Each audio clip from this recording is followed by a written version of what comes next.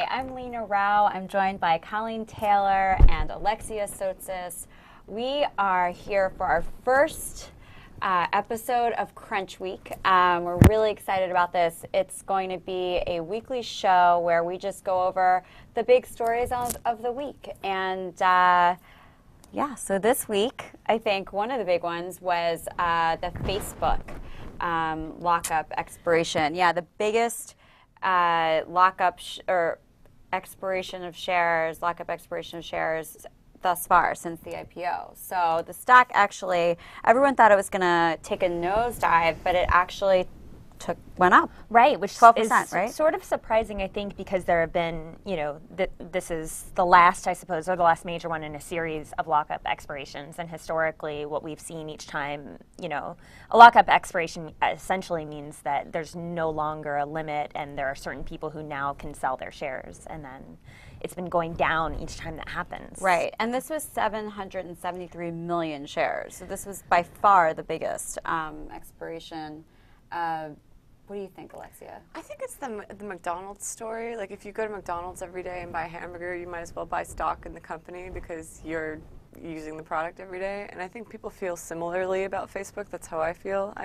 I go there every day. I use Messenger to talk to my friends. I look at events. And so, I mean, I would definitely buy a Facebook stock. I think many people are in my position. This is just no in-depth public market analysis whatsoever. But and many people are in my position where they sort of grew into adulthood with it. And so I think just like layman's stock market, they were waiting for it to bottom out. They were waiting for the largest tranche of shares to get dumped to see what would happen, and then they bought. Like, why not wait until all the lockups expire, this common dictum. So I think it was a wisdom of the crowd thing that ended up working out super well for Facebook. Right. That's interesting. Yeah. I mean, and then that another angle there is that people are actually believing in the long-term value and just aren't selling, which is a good thing, I think, for the value of the stock, if that is the case. Josh Constine, our Facebook expert, he just started out a post about it, just saying that the lockup expiration, it's hung like a black cloud over Facebook for a long time. I thought that was a good way of putting it. Were you guys invited to any like crazy parties this week of people who cashed in and made like millions of dollars? I wasn't, but maybe I'm not popular. I guess me neither. I don't think there were any. No. Yeah. We would have heard of them if they were. I think we know enough people who are or were currently at Facebook.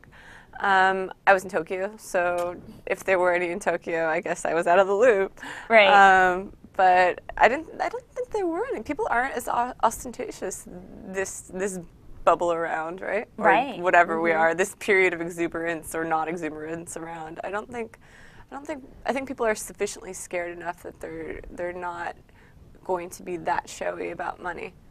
Let's hope. Unless you're me and you've got the bling phone. But well, you mentioned you were in Japan this week. You were in Tokyo, and so while you were there, also there was Travis Kalanick, right, from Uber. You wrote a story. This is going to be our second story that we talk about because Uber has obviously continued to dominate headlines at TechCrunch and other places because of their fights against local regulators. I mean, they move a step forward and then a step back, and a step forward and a step back. And but you talked to Travis. It seems like they're still pushing the international. They're still pushing. I mean, there was a tweet that I saw this week by a pretty unknown founder. I think his name is Nikos Kakavoulakis. He's some Greek founder. I don't know what his startup is, and I don't know why I follow him on Twitter, but I do. And it was innovation as a fight. Like, if you think about it, and I had this explained to me actually. Like, if you think about it, who gets to decide where the border of a country is? It's wars, and they fight over it, right? And the people who live on the borders, right. and the people who win are the people who are the most prepared, and the people who want it more. And so the thing with Uber and these regulatory bodies, or legislative bodies, but mainly regulatory bodies, is that the regulatory bodies are trying to figure out where to put the border. And Uber thinks that it should go way beyond what their jurisdiction is. And from what I know of Travis, he wants it more than they do. And I mean, it's not just Uber. I mean, it's Lyft, it's Sidecar, and they're all sort of facing either fines from regulators or then class action lawsuits. I mean, there's just so much pushback. The question is, how much pushback can these startups take? I mean, it's a difficult situation to be in. I totally agree with you that they're disruptive services and they are there for a reason because there are problems that they are solving. But it almost gets to the point where these lawsuits and fines are damaging for a startup. I mean, it's hard. They're startups. They don't have the kind of resources that a public company would have. Doesn't Uber have 58 million in funding? What did I write? 58 million. I think it's going to be easier for Uber than Sidecar and Lyft because it got funded before the onslaught of regulatory. I mean, before the tidal wave. There was SF in New York, and now it's just everybody's taking out their forks and knives and trying to get a piece. Right. So I know that Lyft and Sidecar are trying to raise money. I think Sidecar already raised. Yeah.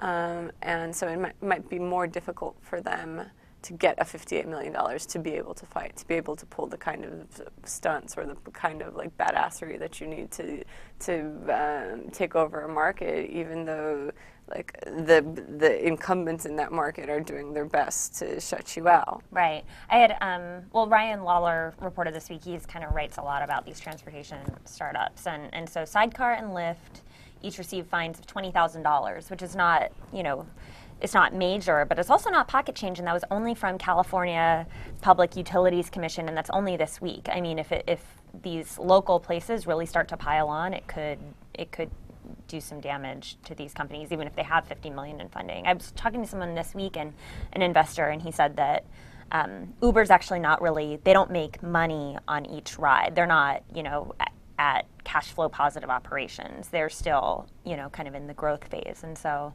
they do need to watch their money. But the next story is kind of more of an inside baseball one. The NextTech blog, the author was revealed. I guess for those of you who are watching that don't know, the NextTech blog is sort of a parody, snarky Twitter account.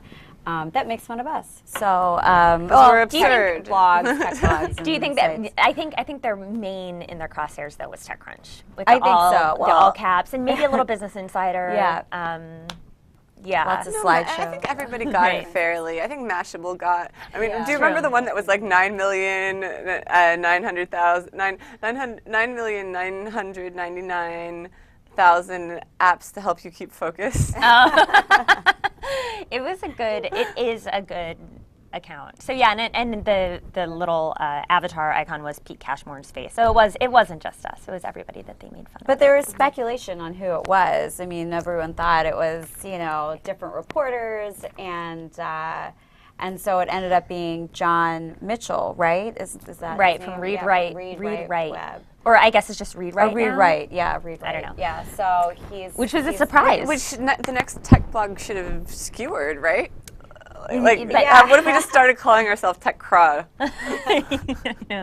Mashaba. So he actually sent out a tweet. I mean, as everyone was, kind of speculating on who it was, I think he sent out a tweet that he's going to, continue doing this, and no one's going to stop him. And I don't know. Do you think that now that you know who it is, will it make you feel any less different, different about the? I thought it would have been somebody more clever. That's true. Or someone who you knew was more someone who you knew was more clever. Everyone at first thought it was Owen Thomas. Yeah. Of course, Business Insider, formerly, made his name at Valleywag. A lot of free time. Oh God, and so people thought it was Hi, him Owen. at Hi, first. Ramona. Or the next person was Mike Isaac, right? Exactly, from All Things. Yeah. And because he spends a lot of time on Twitter. And then Spencer Chen came up with this really elaborate. So you wonder where the free time that Spencer Chen spent on this. Spencer Chen is a marketer at Applicious. What is Accelerator? Accelerator. App of something. 9,999,000 accelerators to keep you focused.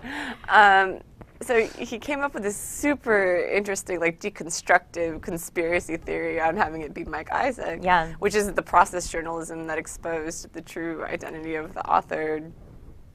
Anyway, so if Spencer hadn't, made that incredibly wrong guess, we would never know, or we wouldn't know today. It's weird how obsessed we get with this just like really insular group. Like, we do. How many people are in tech news? 30? Yeah. It's All like 30 of its like followers? A cult sort of thing, I I think- think. And no one else cares outside of tech. I mean, everyone, like, people in politics would be like, you guys are dorks. Right.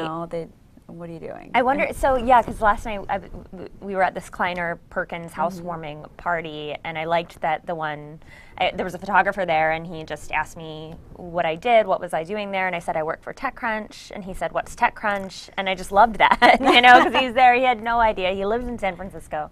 It is a small insular world. Do you think that this next tech blog thing and us all talking about it and it being this big Friday diversion, I mean, is this a sign of the bubble, or do you think that this just happens all the time anyway? I think it's a sign that that we spend a lot more time on Twitter than we should be, possibly. And that Twitter has the ability to make things famous. I mean, it's not just, oh God, this is such a Matthew Ingram story. And this is what the point of NextTech blog is, that we spend a lot of time on Twitter. We get a lot of our news there.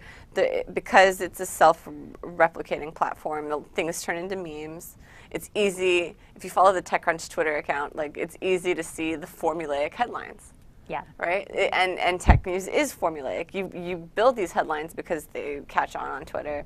You do these sort of like cookie cutter stories because that's what you're expected to do. And then also because we're all huge nerds, there's the diamonds in the rough. Like, what was it?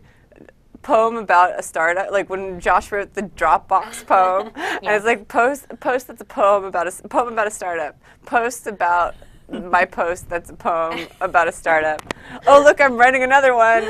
Well, I think the parody Twitter accounts actually end up being really kind of funny and sometimes end up being pretty lucrative for the authors because they get book deals or TV shows or, all of that crazy stuff. So I don't know if that's what John was aiming for, but it's interesting that he's at Read Write. He's at Read Write now with Dan Lyons, who's now the editor-in-chief of Read Write, who is, of course, became probably best known in his career for being fake Steve Jobs. Read Write should just pivot into that. Like, we are the fake tech writers or the fake parody account of tech writers you know and love. Like, stop even pretending to be real people. They're boring as real people.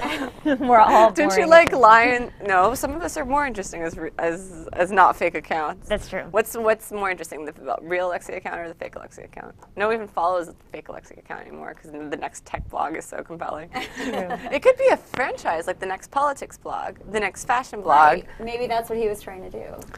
I think he was trying to let off some steam because I think when you see the same headlines come out of the TechCrunch Twitter account time after time after time, you're like, this is ridiculous. Yeah. Or Mashable or any of the other tech blogs out there. He did. He obviously got us all talking. So John Mitchell, congratulations! kudos to you. You win Friday. You win Friday, November 16th, 2012. You win the very first week of TechCrunch Week or the Crunch Week. Crunch Week. But know the name of the anyway, show. thank you guys for watching. This is our first Crunch Week. There are going to be others weekly, except not next week. We're going to be back after Thanksgiving. So enjoy your turkey, and we'll see you next time. Thanks for joining us. Bye.